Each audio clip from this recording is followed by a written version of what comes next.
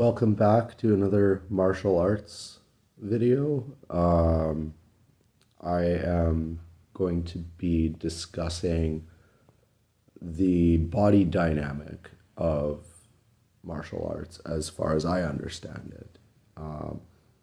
I am going to disclose I am not of any professional training whatsoever, but I have done extensive amounts of research on the topic, as well as my own personal practice, which I have seen real life results with in the past. And so this is just my advice to anyone who's trying to teach themselves, or anybody just looking to hear something new, or just different even than usual.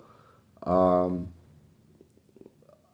going to be mostly showing physical aspects of the methodologies that I want to be sharing in terms of the body dynamic. So I'm going to be speaking and performing during the same session. Okay, now it's important to note the first piece of information that I am going to share.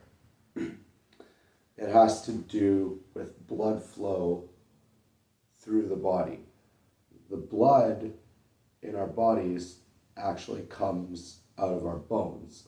Our bone marrow is what actually produces our blood, and so it kind of spreads out throughout the body in a outward direction, and the circulatory system regulates that, okay? But it's important to note that we have the heart beating and pumping blood at a regulated pace. Now, what does this indicate? I'm not actually talking about overexerting yourself or anything like that necessarily.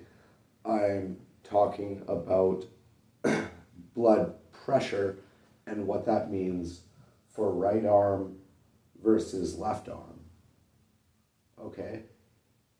Reaching the left arm out has a higher impact point on the heart in terms of pressure than reaching the right hand out. So the way that I describe it is that right hand is push, left hand is pull. Okay?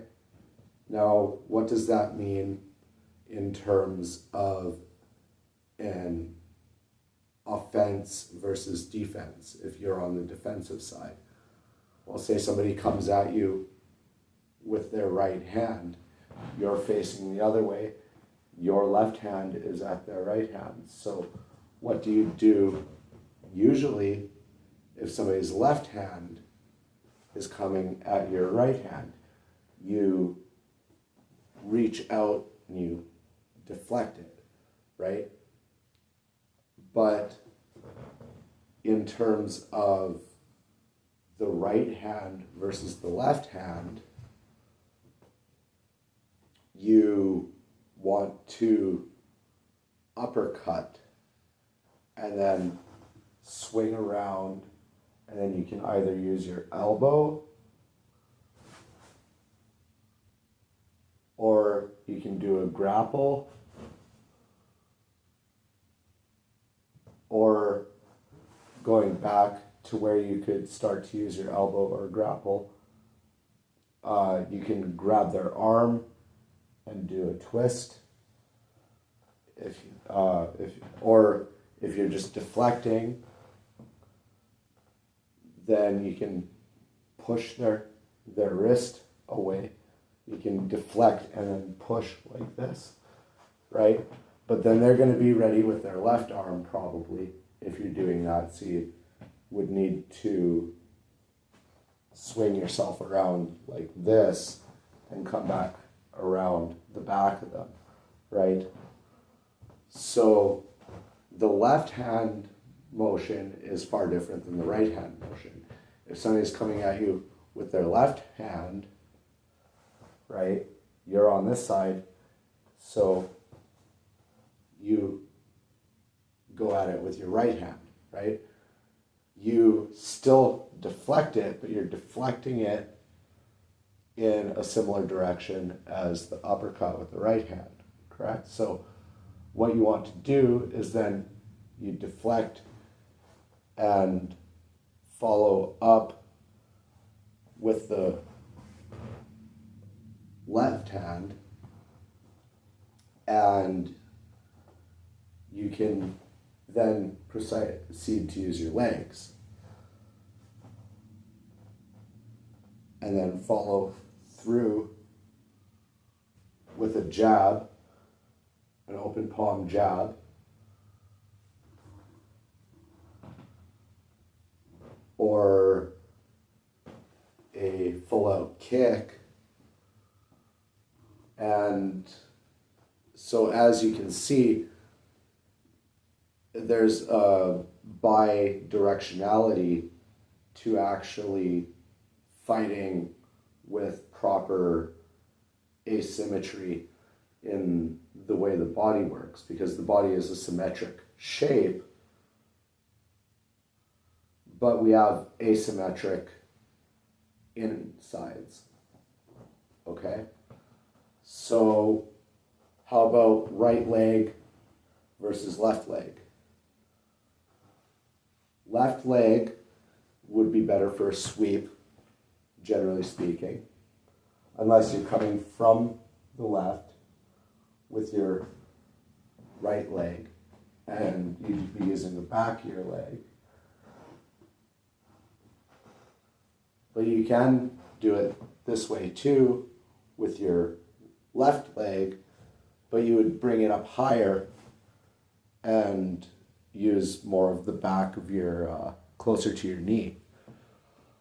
Whereas the right leg, if you're going from the left, you'd be using closer to the base of your foot.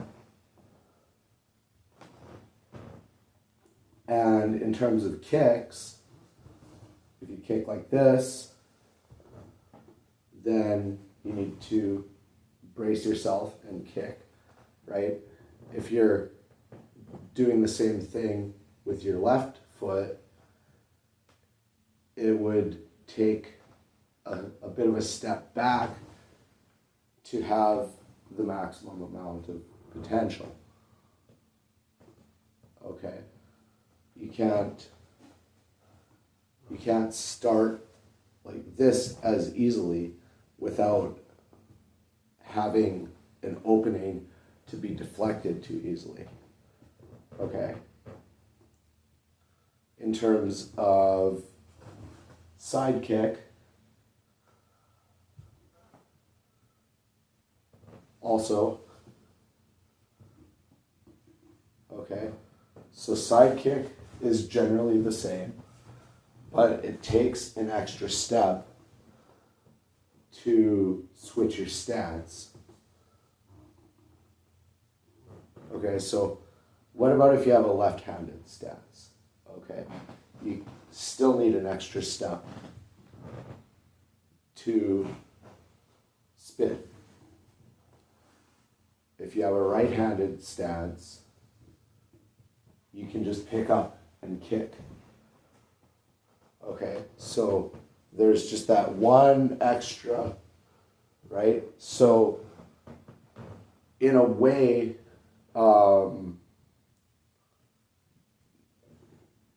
you would use your legs for either close range attack, right leg, or distance attack, left leg. Okay, so if they're coming at you from a fair distance, left leg. If they are coming at you directly at a short pace, or if you are on a short pace and it's you're on the offensive, then you kick with the right leg, or use the knee with the right leg. Close range offense. And long range offense, in terms of using the knee, is less so long range in terms of distance, but in time. You could grab them by the shoulders if they're on their knees, go like this, or if you have them in a general grapple, you can go for the stomach. Okay, so that's versus closed fist. Okay, closed fist / open fist. I'm talking mixed martial arts here, but the arm attacks, the arm movements, the hand-to-hand combat is mostly versus closed fist. But you'd have to integrate all of the other actions to follow through properly, depending on how the person reacts. You know, if they're sticking to just boxing and you're sticking to just MMA, or more so open hand combat, if they're using closed fist combat and you're using open hand combat, you need to work on those follow-throughs depending on how they are moving towards you. Okay, so how about open hand versus open hand? Okay, say somebody comes at you like this. Okay, right hand out. That's right hand out because right is push, left is pull. Okay, so they have right hand out. You deflect like this. You're not going out, but you are bracing yourself. Okay, so their arm meets you like this, like type of thing, like, and if they're coming at you with the left hand, okay, you deflect with the right hand, okay, but then after that, then you're on sort of a simultaneous calibration of each other's movements. And so the legs would generally stay the same, but you might switch from grapples to jabs to pressure points of the body, or like areas, in other words, that are showing an opening. You would be deflecting all of their openings until they are essentially collapsed. So just like it would be a follow through, sort of like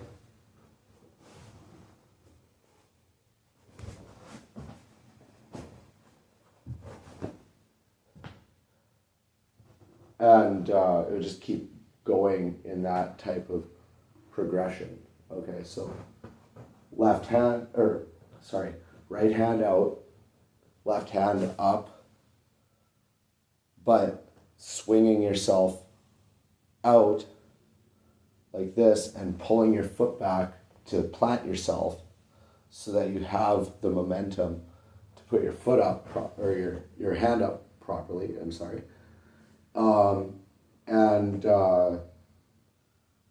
Then, bracing yourself for a alternate attack with the other arm, well, like being ready to use the other arm defensively as well, right? And so it's all about self-defense with open hand combat. It's all about self-defense. The entire fight is about self-defense. I hope you found this video useful. I am just sharing what I know, and yeah, it would be great if it were to benefit somebody. I would really like to help somebody see some results, even if it's only knowledge based. You can apply those practices in other areas of life as well, like including meditation and visualization. You can integrate it into your art. It's really the left hand pull, right hand push is what I'm getting at. Either or has the capacity for the other, but the initial sequence of right hand is push and left hand is pull.